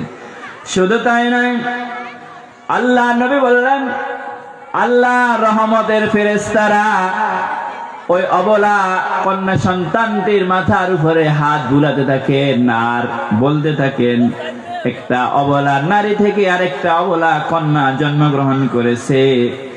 যারা এই কন্যা সন্তানটিকে লালন পালন করবে, আদর স্নেহ করবে, অত্যন্ত যত্ন করবে, মায়া সহকারে তাদেরকে রাখবে, পর্দা সহকারে রাখবে, দিন শিখাবে, ইসলাম শিখাবে। আল্লাহ রাব্বুল আলামিনের নবী বললেন কিয়ামত পর্যন্ত আল্লাহ রাব্বুল আলামিন ওই ব্যক্তির জন্য সাহায্যকারী হয়ে যান। সুবহানাল্লাহ। দুনিয়াতে আল্লাহ পাক কন্যা সন্তানের পিতামাতার জন্য, যারা কন্যা সন্তানকে যত্ন করেন, ভালোবাসেন, আদর করেন, অত্যন্ত মায়া করেন, তাদের জন্য আল্লাহ রাব্বুল আলামিন তাদের সাথী সঙ্গী হয়ে যান, সাহায্যকারী হয়ে যান। অতএব যে সমস্ত ভাইয়েরা শুনছেন বিভিন্ন স্থান থেকে, আপনাদের উদ্দেশ্যে বলছি, যখন আপনার ঘরে কন্যা সন্তান জন্মগ্রহণ করবে, আপনি মন খারাপ করবেন না। আপনি মনে করবেন আল্লাহর রহমত, আল্লাহর একটা রহমত আপনার ঘরের মধ্যে নাজিল হয়েছে। সুবহানাল্লাহ। এভাবে আপনি তাকে অত্যন্ত যত্ন সহকারে গ্রহণ করবেন। জাহিলি যুগের অবস্থা আল্লাহ পাক কোরআনুল কারীমের মধ্যে বলছেন, وَإِذَا بُشِّرَ أَحَدُهُم بِالْأُنثَىٰ ظَلَّ وَجْهُهُ مُسْوَدًّا وَهُوَ كَظِيمٌ يَتَوَارَىٰ مِنَ الْقَوْمِ مِن سُوءِ مَا بُشِّرَ بِهِ। আল্লাহ পাক বলেন, কোন একজন অভিভাবককে, পিতাকে যখন ঘোষণা দেয়া হতো, সুসংবাদ দেয়া হতো যে আপনার একটা কন্যা সন্তান জন্মগ্রহণ করেছে, সাথে সাথে ওই পিতার হাস্যোজ্জ্বল চেহারাটা ধুলাই মলিন হয়ে যেত, কালো হয়ে যেত। অথচ লোকটি একটু আগে আনন্দ করছে, ফুর্তি করছে, চেহারার মধ্যে হাসি। যখনই তাকে সংবাদ দেয়া হলো আপনার একটা কন্যা সন্তান নিয়েছে, জন্মগ্রহণ করেছে, সাথে সাথে ওয়াল্লা ওয়াজহুহু মুসওয়াদ্দা, তার চেহারাটা মলিন হয়ে যেত, কালো হয়ে যেত। আর লোকটি ভাবত, ইয়াতাওয়ারা মিনাল কওমি মিন সুই মা বুশিরা বি। লোকটি নিজেকে সমাজ থেকে, লোকটি নিজেকে লোকালয় থেকে আড়াল করে রাখতো, নিজেকে গোপন করে রাখতো। কারণ লোকালয়ে সমাজের মধ্যে লোকটি তার চেহারা দেখাতে পারবে না। কি করে চেহারা দেখাবে? তার যে কন্যা সন্তান জন্মগ্রহণ করেছে, সেই জন্য নিজেকে আড়াল করে রাখত। সেজন্য লোকটি পরিকল্পনা গ্রহণ করত, সিদ্ধান্ত নিত, আয়ুমসিকুহু আলা হুনিন আম ইয়াদুসুহু ফিত তুরাব। সে কি অপমান সহকারে ওই কন্যা সন্তানকে জীবিত রাখবে, নাকি মাটির মধ্যে ফুতে ফেলবে? আল্লাহ রাব্বুল আলামিন বলেন, আলা সাআ মা ইয়াহকুমুন। তাদের পরিকল্পনা, তাদের চিন্তা কতই না নিকৃষ্ট, তাদের বিচার কতই না নিকৃষ্ট ছিল, কতই না নিকৃষ্ট ছিল। সেজন্য কিয়ামতের ময়দানে আল্লাহ রাব্বুল আলামিন যে সমস্ত লোকেরা তাদের কন্যা সন্তানকে জীবন্ত ফুতে ফেলেছে, তাদের দিকে রাগে গোসায় তাকাবেন না। আল্লাহ পাক তাদের দিকে চেহারাটা ফিরাবেন না। বিআইয়ি যামবিন কুতিলাত, ওই নিহত হওয়া, মাটির মধ্যে ফুতে ফেলা ওই কন্যাকে জিজ্ঞেস করবেন, কোন অপরাধে তোমাকে মারা হয়েছে, হত্যা করা হয়েছে? আল্লাহ তাদের প্রতি রাগ করবেন। অতএব মা বোন, আপনার সম্মান কে দিল? কে আপনাকে এই সম্মানে ভূষিত করলো? ইসলামই আপনাকে সম্মানিত করেছে, কোরআনই আপনাকে সম্মানিত করেছে। এই কোরআন থেকে যদি আপনি দূরে থাকেন, কোরআনের বিধানকে যদি আপনি অগ্রাহ্য করেন, কোরআন যদি আপনি না মানেন, পর্দার এই বিধানকে যদি আপনি অগ্রাহ্য করে চলেন, তাহলে জাহেলি যুগের মতো আপনি অপদস্থ, অপমানিত, লাঞ্ছিত হবেন। কিছু সুশীল ব্যক্তি, যাদেরকে বুদ্ধিজীবী বলা হয়, নাস্তিক, কুলাঙ্গার, যারা মা বোনদেরকে পর্দায় থাকাকে পছন্দ করে না, বিভিন্ন টক শোতে তাদেরকে দেখা যায় পর্দা নিয়ে কটূক্তি করে, আর মা বোনদেরকে উদ্দেশ্য করে বলে পর্দা তাদেরকে ঢেকে ফেলে, তাদেরকে ছোট করে। পর্দা নাকি মা বোনদের যে অধিকার, এই অধিকারকে খর্ব করে। নাউজুবিল্লাহ। তারা চায় যে মা বোনেরা জাহিলি যুগে যে অবস্থায় ছিল, অপদস্থ, অপমানিত অবস্থায় ছিল, আবার সেই অবস্থানে তারা চলে যাক। আল্লাহ রাব্বুল আলামিন সম্মান দিয়েছেন নারীকে, আমার মা বোনকে পর্দার মাধ্যমে ওই পর্দা উপেক্ষা করে যখনই মা বোন বের হবে, পর্দা উপেক্ষা করে চলবে, পর্দার বিরুদ্ধে অবস্থান নেবে, আবার জাহিলি যুগে সেই অপমান, সেই গ্লানি, সেই লাঞ্ছনার শিকার মা বোনদেরকে হতে হবে। মা বোনেরা অত্যন্ত সতর্ক থাকতে হবে। আল্লাহ রাব্বুল আলামিন আপনাকে সম্মানিত করলেন, একজন বাবাকেও এই পরিমাণ সম্মানিত আল্লাহ করলেন না। মায়ের মর্যাদা আল্লাহর কাছে অনেক অনেক গুণ বেশি। হাদিসের মধ্যে এসেছে, আল্লাহ নবীর একজন সাহাবী এসে জিজ্ঞেস করলেন, মান আহাক্কু বিহুসনি সাহাবাতি ইয়া রাসূলুল্লাহ, সব চাইতে উত্তম আচরণ আমি কার সাথে করব? আমার থেকে উত্তম আচরণের সবচেয়ে হকদারকে? আল্লাহ নবী বললেন, উম্মুকা, সব চাইতে তুমি সবচেয়ে সুন্দর উত্তম আচরণ করবে তোমার মায়ের সাথে। এই পৃথিবীতে সবার চাইতে সুন্দর আচরণ, সব চাইতে নরম ভাবে, কোমল ভাবে তোমার মায়ের সাথে আচরণ করবে। লোকটি আবার জিজ্ঞেস করলো, ইয়া রাসূলুল্লাহ, এরপরে কার সাথে আমি উত্তম আচরণ করব? নবীজি আবারও বললেন, তোমার মায়ের সাথে তুমি উত্তম আচরণ করবে। লোকটি আবার জিজ্ঞেস করলেন, ইয়া রাসূলুল্লাহ, এরপর কার সাথে উত্তম আচরণ করব? নবীজি বললেন, এরপরে তোমার মায়ের সাথে। নবীজি হাদিসের মধ্যে তিনবার মায়ের কথা বলেছেন। এরপরে চতুর্থবার নবীজি বললেন, আবুকা, তোমার পিতার সাথে। তার মানে হলো বাবার চাইতে সব চাইতে উত্তম আচরণ করবে সন্তান তার মায়ের সাথে। সুবহানাল্লাহ। ইসলামই তো আপনাদেরকে এই মর্যাদায় প্রতিষ্ঠিত করেছে, এই মর্যাদা দিয়েছে। প্রিয় মা বোন, ইসলামের কোন ক্ষেত্রে আপনাদেরকে ছোট করা হয়নি। আপনি যে ইবাদত করবেন আর পুরুষ যে ইবাদত করবে, ইবাদতের ক্ষেত্রে আল্লাহর কাছে সওয়াবের দিক থেকে নারী পুরুষ তারতম্য হবে না। নারীকে কম দিবেন অথবা পুরুষকে বেশি দিবেন, বিষয়টি এমন নয়। আল্লাহ পাক যেই নেক আমল করবে, হোক নারী অথবা পুরুষ, আল্লাহ উভয়কে সমভাবে তার সওয়াবের পাল্লাটা ভারী করবেন। আল্লাহ রাব্বুল আলামিন বলছেন, وَمَن يَعْمَلْ مِنَ الصَّالِحَاتِ مِنْ ذَكَرٍ أَوْ أُنثَى وَهُوَ مُؤْمِنٌ فَأُولَئِكَ يَدْخُلُونَ الْجَنَّةَ وَلَا يُظْلَمُونَ نَقِيرًا। আল্লাহ পাক বলেন, নেক আমল যারাই করবে, কোরআন এবং হাদিস যারাই মানবে, হোক সে নারী অথবা পুরুষ, আল্লাহর কাছে সমান অধিকার, প্রত্যেকের জন্য সমানভাবে আল্লাহ রাব্বুল আলামিন সওয়াব দিয়ে দিবেন। বিন্দু পরিমাণ জুলুম আল্লাহ পাক কারো প্রতি করবেন না। মা বোন, আপনাদের জন্য বরং পুরুষদের চাইতে জান্নাতে যাওয়া অনেক অনেক সহজ করেছে ইসলাম। পুরুষরা অনেক কিছু করতে হয়, সমাজে বিভিন্ন বিচার ফায়সালা করতে হয়, বিভিন্ন অফিস আদালতে কাজ করতে হয়, আবার বাজারঘাট করতে হয়, ঘরের মধ্যে এসেও তাদের অনেক দায়িত্ব পালন করতে হয়, আবার জিহাদের ময়দানে ইসলামকে বিজয়ী করার জন্য, কোরআনকে বিজয়ী করার জন্য তাদের অবদান রাখতে হয়। এত কাজ, এত দায়িত্ব পুরুষদেরকে আল্লাহ রাব্বুল আলামিন দিলেন, মা বোনদেরকে অনেক সহজ করলেন, তাদের জান্নাতে যাওয়াটা অনেক সহজ করলেন। মাত্র কয়েকটা আমল করলে আল্লাহ রাব্বুল আলামিন তার জান্নাতে যাওয়া সহজ করে দিবেন। হাদিসের মধ্যে এসেছে, আন আনাস ইবনে মালিক রাদিয়াল্লাহু তাআলা আনহু, তিনি হাদিসটি বর্ণনা করছেন। আল্লাহ নবী বললেন, আল মারআতু ইযা সাল্লাত খামসাহা ওয়া সামাত শাহরাহা وأحصنت فرجها وأطاعت بعلها فلتدخل من أي أبواب الجنة شاءت। আল্লাহ নবী বললেন, কোন নারী যদি 5 ওয়াক্ত নামাজ সময় মতো আদায় করে, যথা সময়ে 5 ওয়াক্ত নামাজ যে সমস্ত মা বোন আদায় করবেন, অনেক মা বোনেরা নামাজের ব্যাপারে গাফলতি করেন, অলসতা করেন।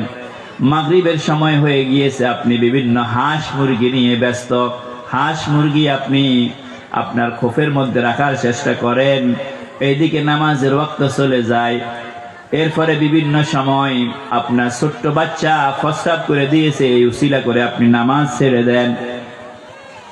আবার ফজরের সময় কারো গোসল ফরজ হয়েছে, আপনি শীতের ডরে উঠতে চান না, শীতের ভয়ে আপনি চিন্তা করেন যে যখন সূর্য উঠবে তখন পবিত্র হবেন। এভাবে অনেক মা বোন নামাজের ব্যাপারে গাফলতি করে। আল্লাহ নবী বললেন যে এই সমস্ত মুমিনা নারীরা নামাজের ব্যাপারে গুরুত্ব দিবে, 5 ওয়াক্ত নামাজ যথা সময়ে সঠিকভাবে ইখলাসের সাথে আদায় করবে। ওয়াসামাত শাহরাহা, রমজানের রোজাগুলি সঠিকভাবে আদায় করবে। ওয়াহসানাত ফারজাহা, তাদের লজ্জাস্থানকে হেফাজত করবে। পুরুষ থেকে পরকীয়া থেকে নিজেকে হেফাজত রাখবে। ওয়া তাআত বালাহা, আর তার স্বামীর আনুগত্য করবে, স্বামীর সেবা করবে, স্বামীর সন্তুষ্টি অনুযায়ী চলবে। আল্লাহর নবী বললেন ফালতাদখুল মিন আবওয়াবিল জান্নাতি শাআত, এই নারীর জন্য আল্লাহ রাব্বুল আলামিন জান্নাতের দরজা সমূহের মধ্যে 8টি দরজার মধ্যে 8টি জান্নাত থেকে যে কোনো একটা জান্নাতের মধ্যে এই নারী বিনা দ্বিধায় বিনা বাধায় প্রবেশ করার ইখতিয়ার থাকবে। সুবহানাল্লাহ, কোন প্রকারের বাধা থাকবে না জান্নাতে যাওয়ার জন্য। আপনার এই আমলগুলি 5 ওয়াক্ত নামাজ, রমজানের রোজা, স্বামীর আনুগত্য, লজ্জাস্থানের হেফাজত, এই আমলগুলি যদি করতে পারেন জান্নাতের যেই কোনো দরজা দিয়ে আপনি প্রবেশ করতে পারবেন। আল্লাহ আপনার জন্য জান্নাত উন্মুক্ত করে দিবেন। এত সহজ মা বোনদের জন্য জান্নাতে যাওয়া। এর পরেও নবীজি যখন মেরাজে গেলেন, নবীজি দেখতে পেলেন নারীদের অধিকাংশই জাহান্নামী। নারীদের জন্য জান্নাতে যাওয়া সহজ, এর পরেও কেন তারা অধিক হারে জাহান্নামে চলে যাবে? তার কারণ সম্পর্কে নবীজি হাদিসের মধ্যে বলেছেন। মুসলিমের বর্ণনায় عن عبد الله بن عمرو رضي الله عنه قال قال رسول الله صلى الله عليه وسلم يا معشر النساء تصدقن واكثرن الاستغفار فإني رأيتكن أكثر أهل النار। আল্লাহ নবী মেরাজ থেকে ফিরে এসে বললেন, ও নারী জাতি, বেশি বেশি করে তোমরা দান সদকা করতে থাকো, বেশি বেশি করে তোমরা দান সদকা করো আর ইস্তিগফার করো। ফাইন্নী রাআইতুকুন্না আকসারা আহলিন নার, কেননা তোমাদের অধিকাংশকে আমি নবী মেরাজে যখন গেলাম, জাহান্নাম যখন আমাকে দেখানো হলো, জাহান্নামের অধিকাংশ অধিবাসী হচ্ছে নারী, অধিকাংশ অধিবাসী হচ্ছে নারী। এর কারণ হচ্ছে নবীজি বললেন তুকসিরনাল লানা ওয়া তাকফুরনাল আশীরা। এর অন্যতম 2টি কারণ হচ্ছে তোমরা অধিক হারে মানুষদেরকে লানত করতে থাকো, কোনো কিছু একটু বেশ কম হলেই তুমি লানত করতে থাকো, গজব দিতে থাকো, আর অধিক হারে তোমার স্বামীর অবাধ্য হও, স্বামীর কৃতজ্ঞতা করার পরিবর্তে অকৃতজ্ঞ হও। যে তোমার জন্য এত কিছু করলো, আপনি একটু চিন্তা করেন তো, আমরা পুরুষরা গোটা দেহের মধ্যে যা কিছু পরিধান করি, আপনার কানের একটা দুলোর একটা কানে আপনি যে দুলো পরেন তার সমপরিমাণ আমাদের দেহের মধ্যে যা কিছু আছে সব কিছুর মূল্য হয় না। আপনি গলায় যে একটা চেইন পরেন, ওই চেইনের মূল্য আমাদের গোটা শরীরের মধ্যে যা আছে তার সমপরিমাণ নয়। আপনার যে চেইন, ওই চেইনের সমপরিমাণ জিনিসও আমরা ব্যবহার করি না, অথচ এত কিছু আপনার জন্য করলো। আপনার বিভিন্ন সাজ সরঞ্জাম পুরুষ ক্রয় করলো, আপনার যাবতীয় প্রয়োজন পূরণ করলো। একটু থেকে একটু বেশ কম হলে মা বোনেরা পুরুষদেরকে বলেন যে তোমার ঘরে এসে আমি কিছুই পেলাম না, আমার মা বাবা আমার জীবনটা শেষ করে দিয়েছে, তোমার কাছে বিয়ে দিয়েই আমার এই জীবনটা শেষ করে দিয়েছে, আমি কিছুই পেলাম না তোমার কাছে। এভাবে অকৃতজ্ঞ হয় মা বোনেরা, যার কারণে জাহান্নামে যাওয়ার অন্যতম একটা কারণ হচ্ছে এটা।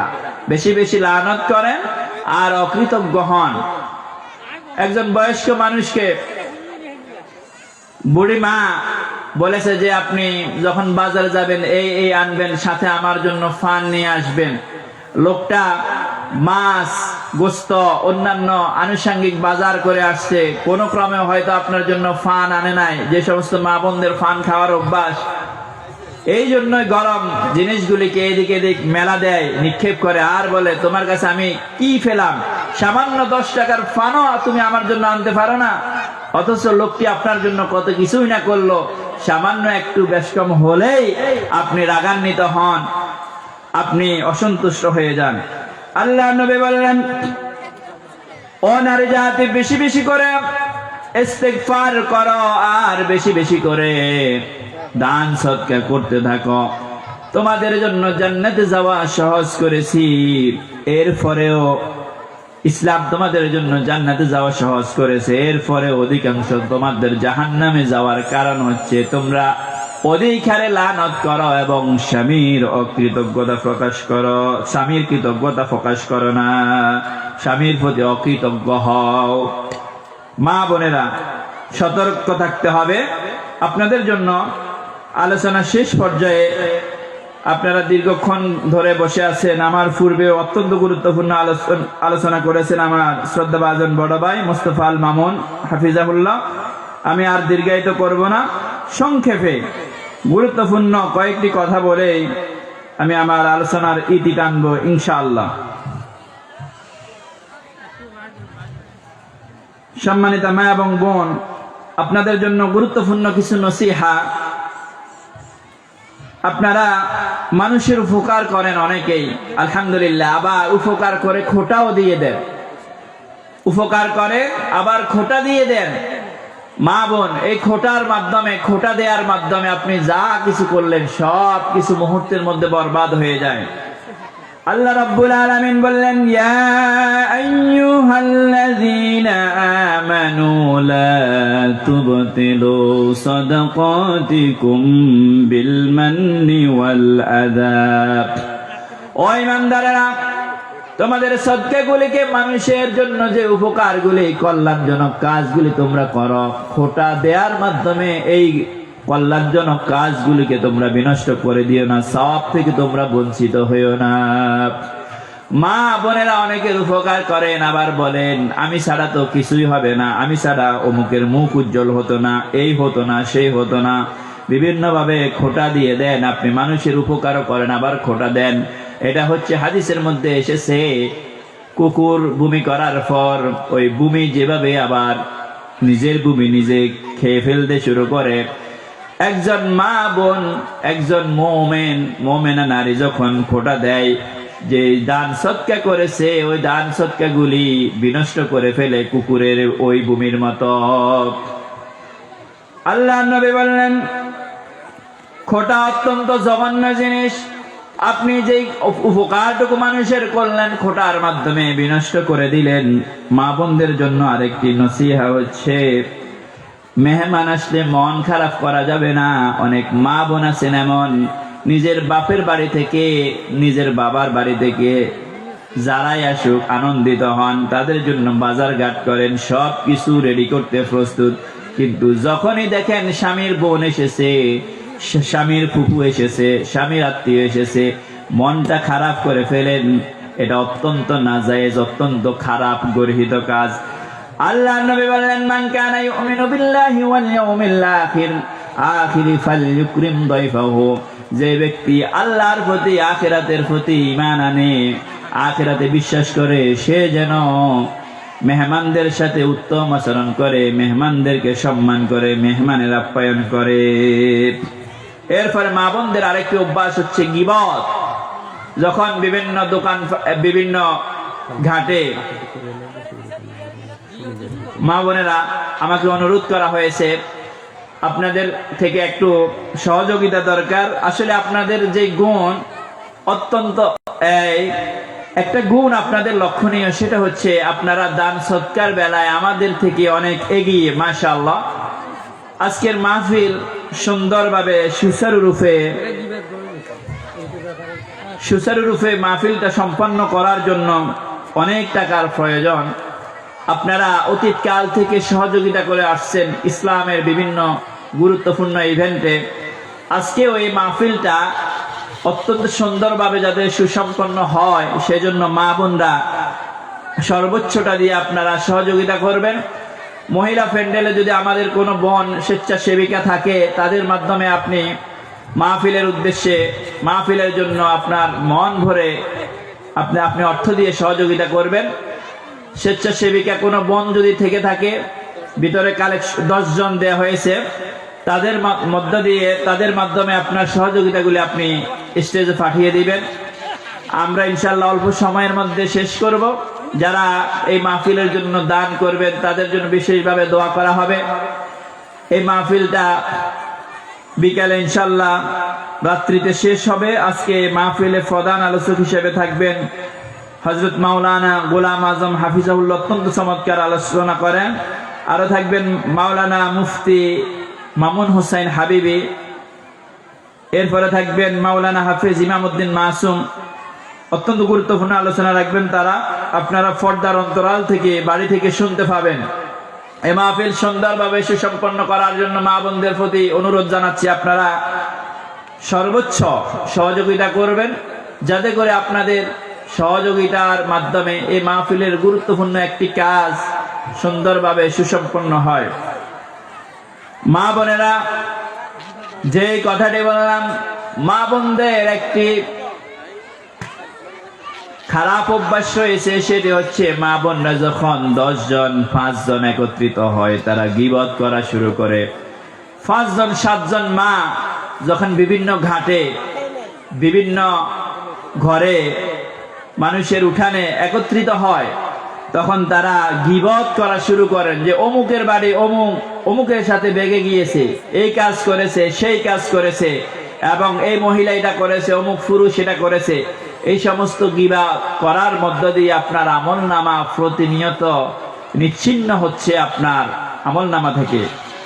আল্লাহ নবী বলেন, হাদিসের মধ্যে এসেছে, কিয়ামতের ময়দানে বান্দাকে যখন আমলনামা দেয়া হবে, আল্লাহর বান্দারা খুবই আশ্চর্য হয়ে যাবে, হতভম্ব হয়ে যাবে। দেখবে যে তার আমলের খাতাটা একেবারে শূন্য, কোনো আমল তার আমলনামার মধ্যে নাই। অথচ লোকটা নামাজ পড়েছে, রোজা রেখেছে, হজ করেছে, যাকাত দিয়েছে, দান সদকা করেছে, কিন্তু কোন আমল তো তার আমলনামায় দেখা যাচ্ছে না। সওয়াবের বেলায় একেবারে শূন্য। লোকটি জিজ্ঞেস করবেন, ওগো আল্লাহ পরওয়ারদিগার, এই অবস্থাটা কেন হলো? কেন আমার আমলনামাটা শূন্য হয়ে আছে? আল্লাহ রাব্বুল আলামিন জানিয়ে দিবেন, ও আমার বান্দা, তুমি যে অমুক অমুক মহিলার গীবত করেছো, অমুক অমুক পুরুষের গীবত করেছো, গীবত করার বিনিময়ে আমার ফেরেশতারা তোমার আমলনামাগুলি তোমার আমলনামা থেকে বিচ্ছিন্ন করে দিয়েছে। তোমার সওয়াবগুলি বিচ্ছিন্ন হয়ে গিয়েছে গীবত করার কারণে। অতএব মা বোন সাবধান। যে সমস্ত ভাইরা বোনেরা মাইকের আওয়াজ যত দূর যাচ্ছে, যারা শুনতে পাচ্ছেন, গীবত অত্যন্ত গর্হিত কাজ। আল্লাহ রাব্বুল আলামিন কোরআন আল কারীমের মধ্যে বলেছেন, আয়ুহিব্বু আহাদুকুম মান ইয়াকুলা লাহমা আখিহি মাইতান ফাকারিহতুমু। তোমরা কি তোমাদের মৃত ভাইয়ের গোশত খাওয়াকে পছন্দ করো? আমরা সকলেই এক বাক্যে বলবো, এটা কখনো পছন্দ করি না। আল্লাহ রাব্বুল আলামিন বলেন, অতএব তোমরা গীবত থেকে নিজেকে মাহফুজ রাখো, গীবত থেকে হেফাজতে থাকো। গীবত, চগলখড়ি এইগুলি করা যাবে না। নবীজি যখন মেরাজে গেলেন, নবীজি দেখতে পেলেন গীবতের ভয়াবহ শাস্তি। আল্লাহ রাব্বুল আলামিন গীবত যারা করেছে তাদের নখগুলিকে তামার নখে পরিণত করলেন, আর ওই নখ দিয়ে তারা তাদের চেহারা থেকে গোশতগুলিকে আলাদা করছে, চেহারা থেকে গোশতগুলিকে খামসাচ্ছে, আঁচড়াচ্ছে, আলাদা করে ফেলছে। তাদের বুকের উপরে তারা ওই তামার নখ দিয়ে নিজেদের শরীর থেকে নিজেরা গোশতগুলিকে আলাদা করে ফেলছে। নবীজি জিজ্ঞেস করলেন ফেরেশতাদেরকে, ফেরেশতারা এই অবস্থাটা কেন? এই লোকটারে এমন শাস্তি কেন দেয়া হচ্ছে? কোন কারণ, কি কারণে তার এমন শাস্তি হচ্ছে? আল্লাহ নবীকে ফেরেশতারা বললেন, ইয়া রাসূলুল্লাহ, ইয়া হাবিবাল্লাহ। এই লোকটা এই কারণে তার এই শাস্তি দেয়া হচ্ছে, ইয়াক্তাবুনান নাস, সে মানুষের গীবত করত, মানুষের সম্ভ্রম হানি করত, সমাজের মধ্যে বিশৃঙ্খলা সৃষ্টি করত, একজনের কথা আরেকজনকে গিয়ে বলতো, মানুষের অনুপস্থিতিতে তার গীবত করত। এই জন্য কিয়ামত আসার পূর্বে আল্লাহ রাব্বুল আলামিন নবীজিকে মেরাজে নিয়ে দেখিয়ে দিলেন এইভাবে গীবতকারীদের শাস্তি হবে। কিয়ামত পর্যন্ত তার কবরের মধ্যে আযাব হবে। কিয়ামতের ময়দানে আল্লাহ রাব্বুল আলামিন তার আমলনামা শূন্য করে দিবেন এবং জাহান্নামের মধ্যে কঠিন আযাবের ব্যবস্থা তার জন্য রেখেছেন। নাউযুবিল্লাহ। মা বোনেরা, গীবত থেকে নিজেদেরকে হেফাজত রাখতে হবে। আপনি যতক্ষণ গীবত করবেন, আপনার সময় আছে হাতে, হয়তো কোনো কাজ নেই, আপনি বসে বসে জিকির করতে পারেন, সুবহানাল্লাহ সুবহানাল্লাহ, আলহামদুলিল্লাহ আলহামদুলিল্লাহ, আল্লাহু আকবার, আস্তাগফিরুল্লাহ। আপনি কোনো কাজ করছেন, আপনার মুখটা তো আপনি চালাতে পারেন আল্লাহর জিকিরের মধ্য দিয়ে, ইস্তেগফারের মধ্য দিয়ে। আপনি রান্না করছেন, কোন তরকারি কাটছেন, আপনি কোন গুরুত্বপূর্ণ কাজ করছেন, আপনি মুখ দিয়ে জিকির করতে পারেন, আপনি পড়তে পারেন আস্তাগফিরুল্লাহ আস্তাগফিরুল্লাহ আস্তাগফিরুল্লাহ। এর মধ্য দিয়ে লাভ কি হবে? আপনার কাজের মধ্যে আল্লাহ রাব্বুল আলামিন বারাকা দিবেন, সহজে আপনার কাজটা সুন্দরভাবে হয়ে যাবে, আপনার কাজের মধ্যে বারাকা হবে, আপনার আমলনামা প্রতিনিয়ত ভরপুর হতে থাকবে। সুবহানাল্লাহ। অতএব মা বোনেরা, গীবত থেকে নিজেদেরকে হেফাজত রাখবেন, আর লিসানটাকে, জিহ্বাটাকে আল্লাহর জিকিরের মধ্য দিয়ে সব সময় খরচ করার চেষ্টা করবেন। এরপরে বিপদ আপদে মুসিবতে সব সময় ধৈর্য ধারণ করতে হবে। আপনার সংসারের মধ্যে হয়তো কিছু কষ্ট, আপনার যাবতীয় বিষয় জিনিসগুলি আপনার স্বামী হয়তো আনতে পারছে না, ধৈর্য ধারণ করতে হবে। স্বামীর প্রতি অসন্তুষ্ট হওয়া যাবে না, বরং আপনি স্বামীকে আশ্বাস দিতে হবে, ভরসা দিতে হবে। আপনার এই আশ্বাস পেয়ে স্বামীর মনটা অনেক বড় হয়ে যাবে, সে হালাল ভাবে চলার জন্য উৎসাহ পাবে। আল্লাহ নবী বলেন, আদ-দুনিয়া কুল্লুহা মাতা ওয়া খায়রু মাতা'id দুনিয়া আল মারআতুস সালিহা। এই পৃথিবীতে যত সম্পদ রয়েছে, সকল সম্পদের চাইতে বড় সম্পদ, সকল সম্পদের চাইতে উত্তম সম্পদ হচ্ছে একজন মুমিন ব্যক্তির জন্য তার নারীটা যদি, তার স্ত্রীটা যদি নেককার স্ত্রী হয়, এটাই হচ্ছে ওই পুরুষের জন্য সব চাইতে বড় সম্পদ। একজন কোটিপতি ব্যক্তি, অনেক টাকার মালিক, কিন্তু ঘরের মধ্যে তার স্ত্রী যদি তার অবাধ্য হয়, তার কথা না শুনে, তাহলে ওই লোকটির জন্য ঘরটা জাহান্নামে পরিণত হয়ে যায়।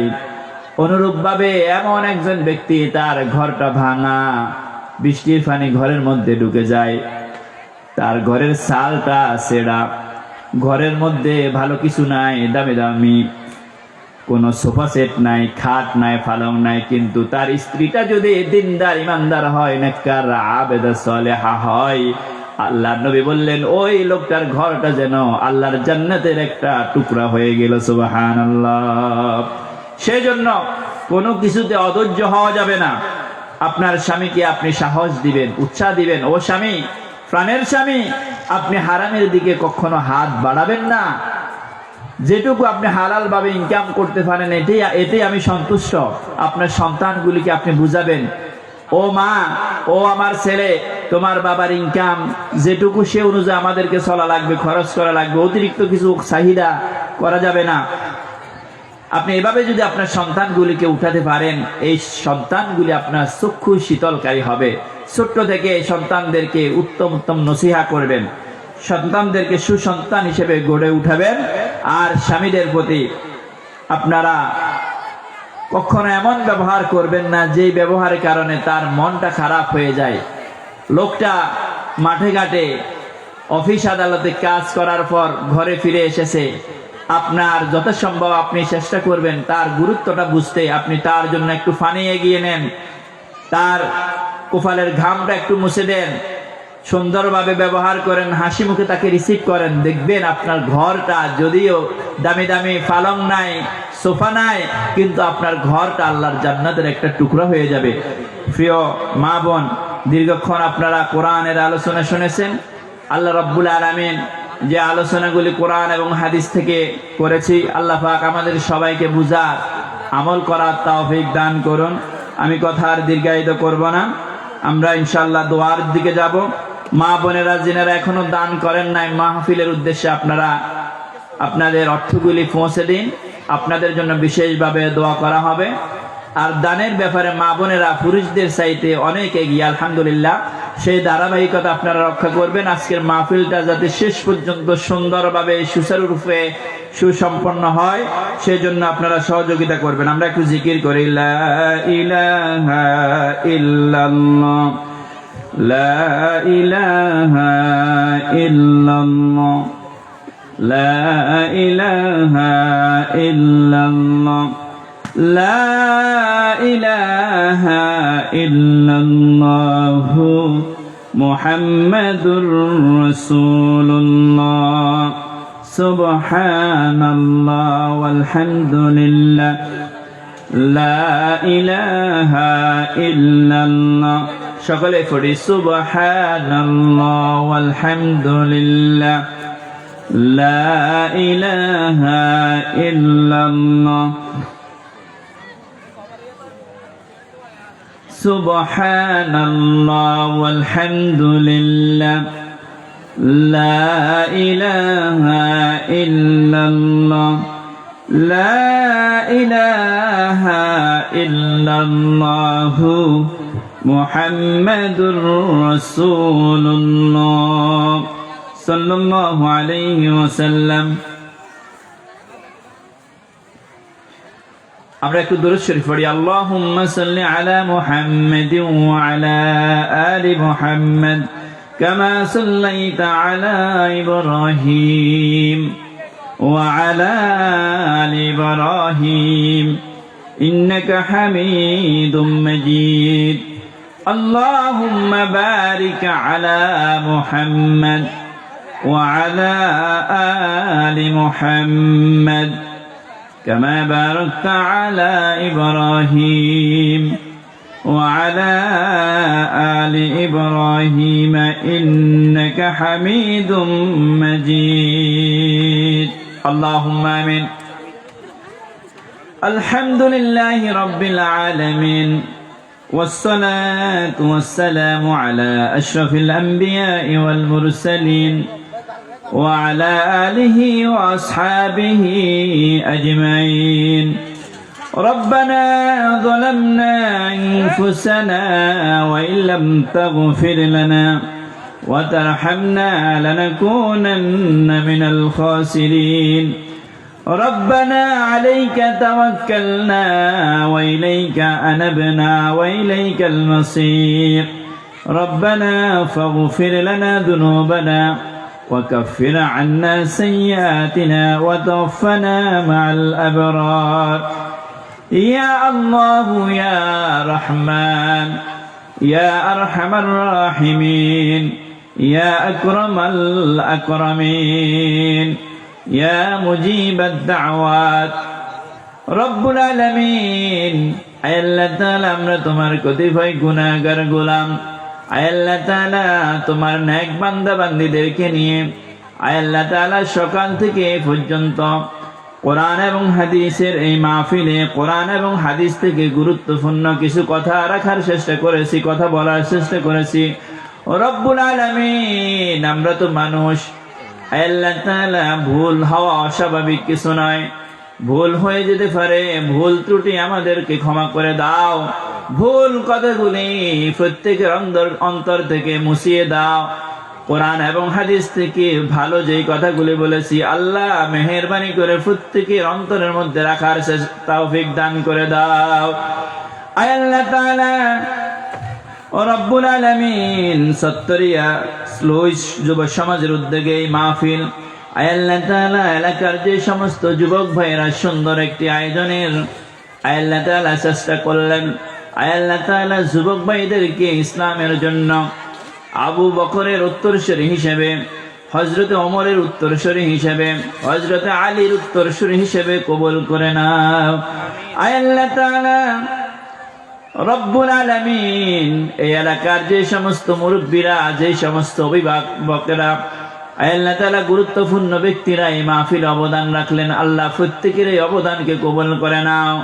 আয় আল্লাহ তাআলা মা বোনেরা পর্দার অন্তরাল থেকে যিনারা কোরআন এবং হাদিসের কথাগুলি শুনলেন, মাহফিলের জন্য দুহাত ভরে মন থেকে দান করলেন, আয় আল্লাহ তাআলা প্রত্যেকের দানগুলিকে কবুল করে নাও। রব্বুল আলামিন, আয় আল্লাহ তাআলা যে কথাগুলি আমি বলেছি, আয় আল্লাহ তাআলা আমার ভাই মোস্তফা আল মামুন ভাই যে কথাগুলি বলেছে, আল্লাহ মা বোনদেরকে স্মরণে রাখার, আমল করার তৌফিক করে দাও। রব্বুল আলামিন, আয় আল্লাহ তাআলা আমরা যারা হাত উঠালাম, জানি না কার জনম দুঃখী মা বাবা আর পৃথিবীতে বেঁচে নাই।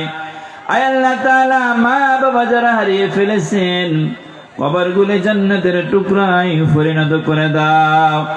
আয় আল্লাহ তাআলা মা বাবা জীবিত থাকতে যারা বুঝে নাই, মা বাবার কদর করতে পারে নাই, আল্লাহ ওই সমস্ত অবাধ্য সন্তানগুলিকে আল্লাহ মাফ করে দাও। আয় আল্লাহ তাআলা ভালো ভালো কাজ করে পিতামাতার জন্য সদকায়ে জারিয়া হিসেবে অবদান রাখার তৌফিক করে দাও। রব্বুল আলামিন, আয় আল্লাহ তাআলা আমাদের যাদের মা বাবা জীবিত আছেন, হায়াত দিয়ে দাও।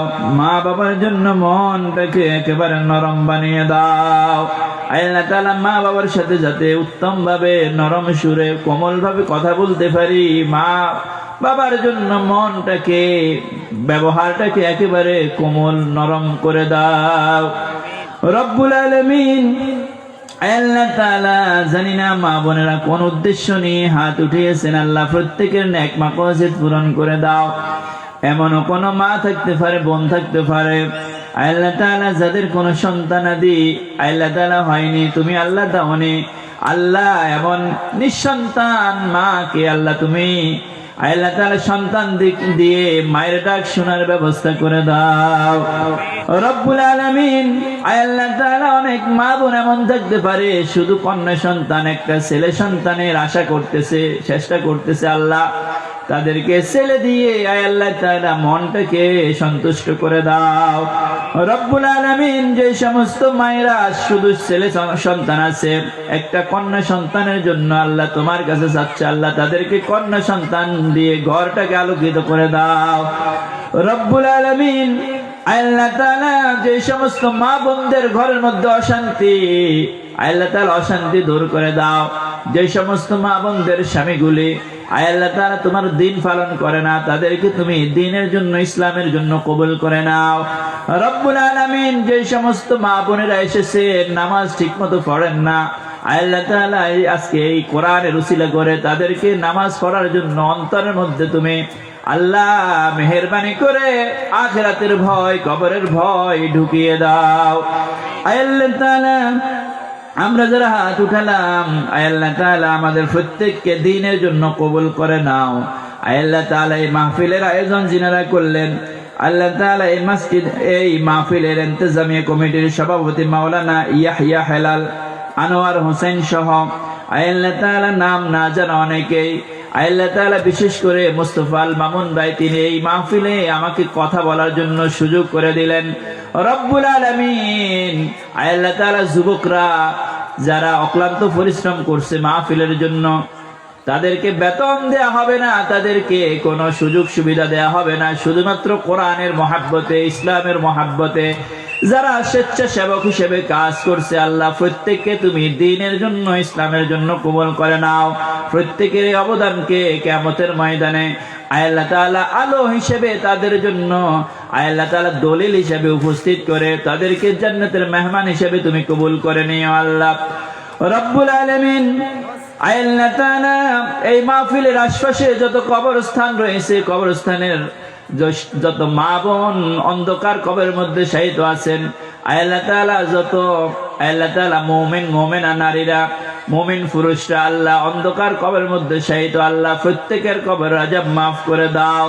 আয় আল্লাহ তাআলা এই এলাকার যত প্রবাস থেকে মাহফিলের জন্য সহযোগিতা করেছেন, আয় আল্লাহ তাআলা প্রত্যেকের আয় আল্লাহ তাআলা এই সহযোগিতা এই দানকে তুমি কবুল করে নাও।